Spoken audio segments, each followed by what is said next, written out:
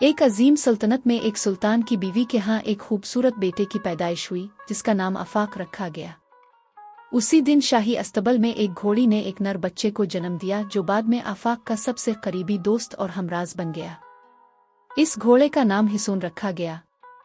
आफाक और हिसून बचपन से एक साथ खेलते सीखते और परवान चढ़ते, मगर तकदीर को कुछ और ही मंजूर था। सुल्तान की पहली बीवी वफात पा गई और उसने दूसरी शादी कर ली। नई मलिका के दिल में आफाक के लिए हसद पैदा हो गया।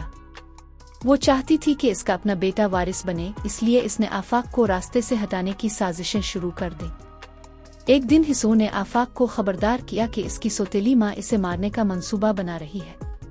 पहले जहर आलूद खाना, फिर जादू भरा लिबास, मगर आफाक हर बार बच निकला। एक दिन मलिका ने बीमारी का बहाना बनाया और इलाज के तौर पर हिसून के जिगर का मुतालबा किया।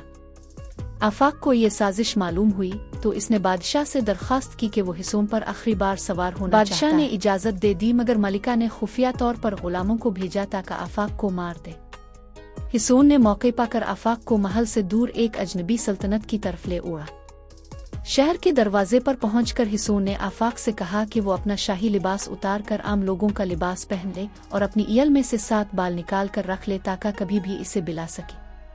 आफाक इस नए शहर में महल के माली का मुआविन बनकर काम करने लगा।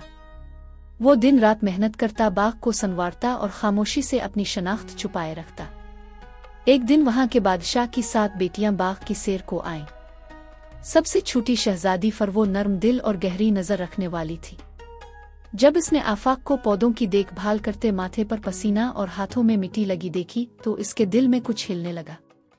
फिर जब तेज आंधी में आफाक ने बाग को बचाया, फरवो ये मंजर चुपके से देख रही थी। वो अक्सर बहाने से बाग में आने लगी और कभी कभी हिसून और आफाक के लिए खाने पीने की चीजें लाती। वो आफाक की सादगी और खुलूस दिल से इसकी तरफ माइल हो गई। चंद साल गुजरे। बादशाह ने अपनी बेटियों की शादी का ऐलान किया। हर शहजादी को इख्तियार था कि वो जिसे चाहे रेशमी रुमाल उछाल कर मुंतखब करे। 6 बेटियों ने शहजादों और वजीरों के बेटों को चान लिया, मगर फरवो ने किसी को ना चाना। आखिरकार जब महल का माली और उसका मुआविन बुलाए गए तो फरवो ने सबके सामने आफाक को रुमाल थमा दिया। बादशाह गुस्से में आ गया और फरवो को महल से निकालकर आफाक समेत गुलामों के महल्ले में भेज दिया। कुछ वक्त बाद एक दुश्मन बादशाह ने हमला किया। बादशाह ने अपने 6 दामादों को जंग पर भेजा, मगर वो नाकाम हो गए। तब आफाक हिसून पर सवार होकर शाही लिबास में खुफिया तौर पर मैदान में आया और दुश्मनों को शिकस्त देकर वापस चला गया। दूसरे दिन जब दुश्मन सुल्तान खुद बादशाह को कैद करने आया, आफाक दोबारा हिसून पर सवार होकर आया और न सिर्फ सुल्तान को बचाया बल्कि खुद जख्मी हो गया। सुल्तान ने अपने रुमाल से इसका जख्म बांधा, मगर आफाक फिर से चुपके से वापस चला गया। रात को फरवो ने आफाक के बाजू से खून बहते देखा। जब इसकी मां ने जख्म खोला तो वो सुल्तान का रुमाल देखकर सब समझ गई। अगले दिन आफाक को महल में बुलाया गया। आफाक हिसून पर सवार होकर वकार के साथ महल में आया। सुल्तान ने सबके सामने इसे गिले लगाया और ऐलान किया कि यही मेरा असली दामाद है और अब यही सल्तनत का वारिस होगा। कुछ दिन बाद फरवो ने आफाक से कहा, मैं तुम्हारे साथ तुम्हारे मुल्क जाना चाहती हूँ, जहाँ तुमने बचपन गुजारा, जहाँ तुम्हारा असल मकाम है। आफाक मुस्कुराया और कहा, कल ही हम हिसून पर सवार होकर रवाना होंगे। कई दिनों के सफर के बाद वो अपने आबाई शहर पहुंचे। महल में खबर फैली और बीमार सुल्तान आफाक का बाप, जो अब बूढ़ा हो चुका था, लरसते कदमों से आफाक की तरफ बढ़ा। जैसे ही इसने अपने बेटे को देखा, इसकी आंखों से आंसू निकल आए और वो आफाक को सीने से लगाकर कहा, बेटे, तुमने मेरी सल्तनत को रोशनी दी।